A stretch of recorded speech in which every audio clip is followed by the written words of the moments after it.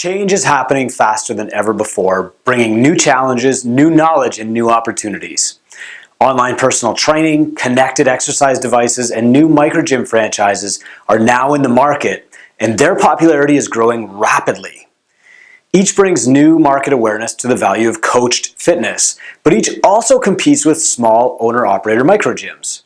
Any of the three elements above could be a huge opportunity, or any of them could be the end. This week, I'll share insights into industry data that matters to you. I'll talk about what we know, what others know, and how it affects your business. I'm going to organize these recommendations by key topics. First, what knowledge can you trust? I'll talk about that today. Second, how you should position yourself for 2020. What should your brand be? And I'll talk about that tomorrow. Third, how can you leverage these new tools in the fitness world? I'll talk about that on Wednesday. Fourth, I'll talk about the disappearing middle, why break-even gyms are folding. My interview with economist Alison Schrager, author of An Economist Walks Into a Brothel, on Thursday. And fifth, I'll talk about what should your gym evolve to be on Saturday. Now, some of these videos or these recordings and these posts are going to be long, and that's because they're important. As you're building your annual plan for 2020, you'll need to have a really clear vision of what operational excellence will look like a year from now. If you don't write an annual plan, or you don't know how to write one, get to the growth stage of our mentorship program fast. Start with the incubator first, but get to growth in early 2020. Most gym owners won't go through this entire video, read the entire post, listen to the entire podcast, but the best ones will. You can be sure of that. And before I get into it, let's talk about where our information comes from. First, I have the fortuitous viewpoint of someone who's been commenting on the fitness industry for over 10 years. Starting with don'tbuyads.com, I've written every single day about best practices, ideas, and new technologies. But I've also shared what doesn't work. I hate the online experts who sell untested ideas to gym owners. In my book, that's really close to fraud. Similarly, I don't like the trolls who attack data-based knowledge just to get a share of the spotlight. So it's important to understand where our knowledge comes from. Over the years, we've taken close to 3,000 free calls with gym owners. These calls last for an hour. I did the first 1,500 by myself. They cost us tens of thousands of dollars in phone bills and way more in time spent. We've also spent tens of thousands of hours on calls mentoring gym owners. We average around 270 call hours on the phone every single week. We track every story, we follow every gym. We know where the real problems are, and we know what gyms have done to overcome them. That's where our qualitative data comes from. Real, live conversations, one-on-one, with real live gym owners like you. Second, we've spent years building a quantitative tracking dashboard. Just over 2 years ago, I told the story of the industry's need for objective, measurable data to prove what's working and what's not working, what has potential to work and what has stopped working. 3 years ago, I was having breakfast with some higher-ups and some friends at CrossFit HQ. We were sitting outside this cafe in Santa Cruz, California. I asked how many CrossFit gyms were owned by women. I had this idea that the number was higher than the US average for small businesses. But the short answer from my friends was, we don't know. I asked how many members the average box had, and I got the same answer. I got asked what the average lifespan of a gym was, and then the same thing happened. I said, someone should be measuring this stuff, and I got agreement. Then I got dead air, so I decided to do it myself. I decided that with my position and resources, it was more than an opportunity, it was my responsibility to track fitness gym health. So after hundreds of thousands of dollars spent trying to get an accurate measurement of gym health, we've finally got a working system, the Two Brain Dashboard. To be clear, I don't sell our dashboard, but spending that money and time allows us to figure out what's actually working for gym owners, what's really doing well, who's really doing well, and ultimately what's true. We get daily data from a large sample size. We get real numbers. We get the truth, and we get it every single day. So we've done it. The Two Brain Dashboard is running and collecting data from 800 gym owners every single day. We have bedrock data. Now we can build on that. Here's why we don't trust surveys. Several companies in the fitness industry attempt to publish an annual survey of gym owners. Most of them ask us for help or like to comment on the survey after it's been published, but we don't believe survey data is trustworthy for a few reasons. First, respondents are biased by definition, so you get over-reporting from the best and the worst gyms. Second, most surveys are ill-defined, so questions can't possibly provide an accurate measurement. And third, a combination of confusing software and confusing language means that most gym owners can't provide their actual numbers. Last year, an accountant friend, and this guy's brilliant, told me that he couldn't even figure out the numbers required by an industry-leading survey.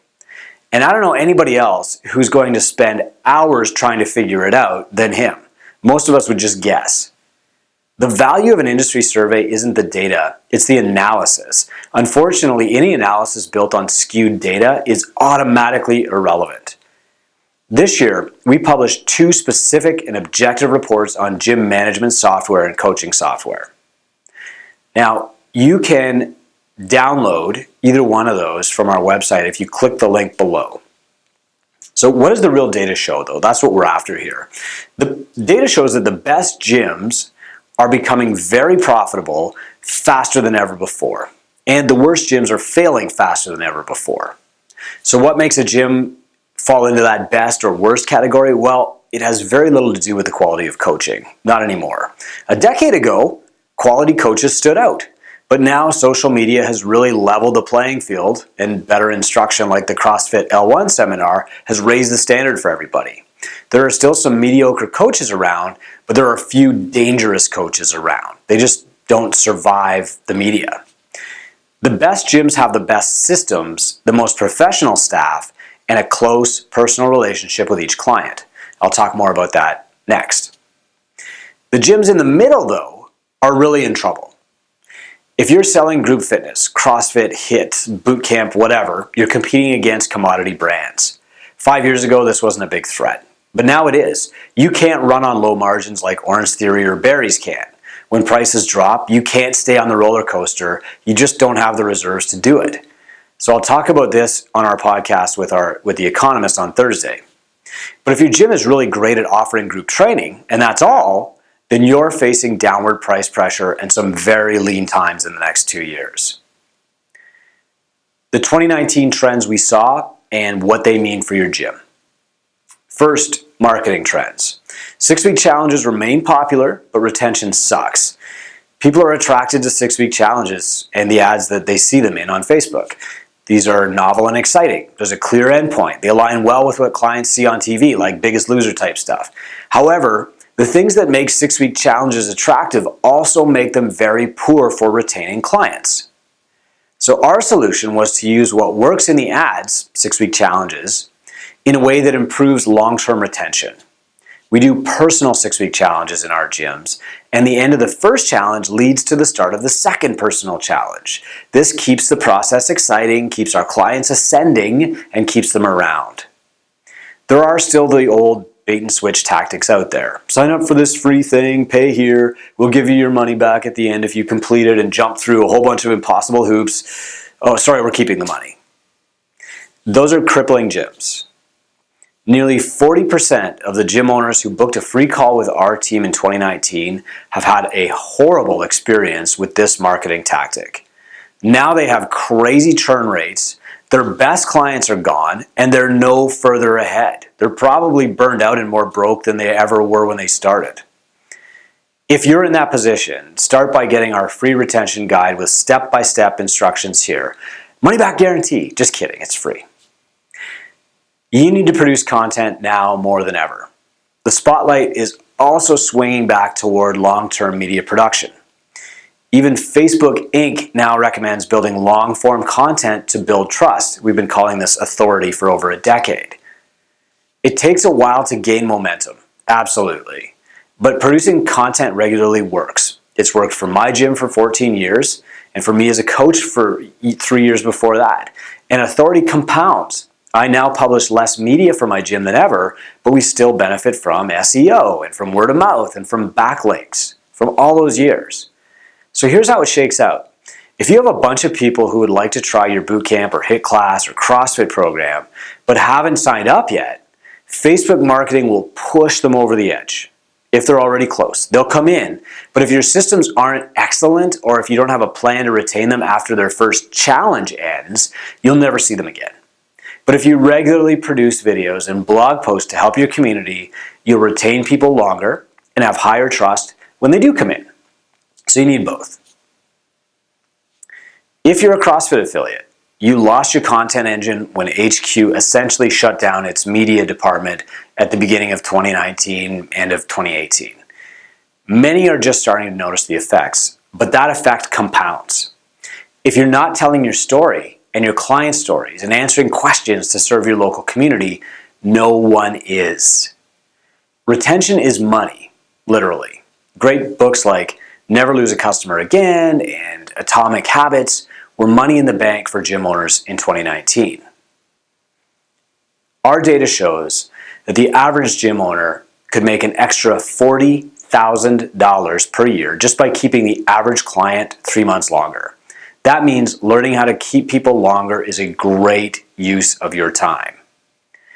There's a ton of research money flowing into addiction right now, specifically product addiction. We know how the brain becomes hooked on stuff, and we can use that power for good instead of for evil. Many people actually are doing this. We teach the 100-day journey in the incubator, and yeah, it does tie into personal 6-week challenges. So that's a great start. Long term, you need more than pub crawls and the open to keep people around. And you can download our retention guide for free by clicking the link below. There's competition you might not know about. So while many gym owners are eyeballing the big chains or other local hit gyms, they should really be looking at the fastest growing sector of coaching, which is online workouts tied to equipment. Now, you and I know it's not the same thing as the coaching we provide, but in the client's mind, they're still paying for coaching. Peloton is the most popular example, but if you haven't heard of Zwift, Trainer Road, the Sufferfest, Strava, I'll spare you the whole list, then you're missing the elephant in the room. Most treadmill manufacturers are positioning their equipment as part of the program instead of as a mere product for a one-time purchase. Most blood testing companies realize they can sell a coaching program or a diet on the back end and make more money. Many supplement companies are now getting their workout plans and unlocking them when you buy the protein powder or whatever.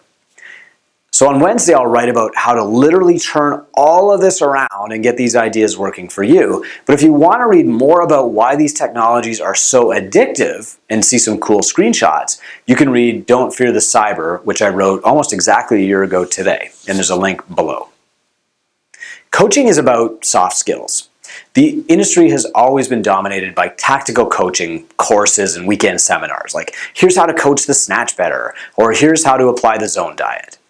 But education on the soft skills, how to greet people, how to keep them around, how to tailor a group workout to the individual, how to speak in front of people, has always been sorely lacking. In 2019, the most remarkable shift in business thought leadership is that the soft skills are the real skills. They're what matter. That means coaches should be excellent at speaking in public. They should be warm and encouraging and focus on getting the client to come back tomorrow. The old coaches who loudly shout, "I ain't here to be no cheerleader," are mostly gone. Most of the great cheerleaders are still around. Josh Martin, one of our gifted two-brain mentors, has built an amazing program for developing coaches. He starts with the skills they'll need to deliver a program, any program, one-on-one. Then he teaches them how to deliver a program to a group. Then he teaches them how to program one-on-one, and then how to program for a group, using data instead of novelty. It's brilliant, it's simple, and it's backed by an insurance underwriter. I've put all my coaches through the first 2 degrees of Josh's program. Josh is method agnostic, so you can use CrossFit or boot camp or any other tool to train people, Pilates, bar, yoga. I think every coach should start with this. Gyms need to be better at selling. If you followed our blog, you've probably noticed an uptick in posts and videos about selling, because this is where most gym owners fail. I wrote Help First to provide the philosophy and strategy of selling as helping. But after going through a mountain of data, we've realized that we need to publish tactics, scripts, and support. So we've got our YouTube channel now, and we've got a huge blog series on building a sales engine. And you can get that by clicking the link below. In short, the data that we looked at went like this. Gym owner is, good at closing warm leads. Friends of clients always want to sign up when they visit for the first time. But their visits are too infrequent, and the referral rate is way too passive. Most of us just wait around instead of taking control of referrals. Then the gym owner starts marketing. New leads start coming in. First leads are warm. The gym owner doesn't sign up everyone, but he or she signs up a ton of people. Then the gym owner continues marketing because, hey, it's working, right? But the leads get colder and a lower percentage sign up. And the gym owner starts noticing a lot of no-shows and cancellations. And because the gym owner is not good at sales, their conversion rate starts to drop to usually like 10 to 30%. We can help by boosting conversion rates, then by improving show rates for appointments, then by improving set rates for leads coming from ads. Basically, we walk up the funnel from the bottom and fix everything as we go. We actually rebuilt the incubator in 2019 to accomplish this better. Finally, the flywheel must be round. Out of the massive pile of data, we've identified 6 areas where gyms must improve. When a gym owner fixes one of these areas, that's awesome. His or her business flywheel turns a couple of degrees. But if one area is lacking, the wheel goes flat. Bam! The owner can push and push, but the wheel won't turn. So here's my series on building an unstoppable business with links for YouTube and for the blog down below. Now, in the incubator, we round out that flywheel with proven systems and tactics. And then in growth phase, we push the 6 handles on your wheel to make it turn faster and grow your business. These are the 6 levers that you can push to grow, and data supports this theory. Any coaching program, any book, any strategy that doesn't take all 6 handles into account will just create a flat tire for you. To sum it all up, the future is bright. As 2019 ends, I'm more excited than ever. I think first-time entrepreneurs can make an amazing living in the fitness industry. I don't think fitness entrepreneurs have to become slimy bait-and-switch marketers. I don't think they have to sell shady supplements to make a decent income. These are all new opportunities. I think they can do all the right things for all the right people for all the right reasons and still become wealthy.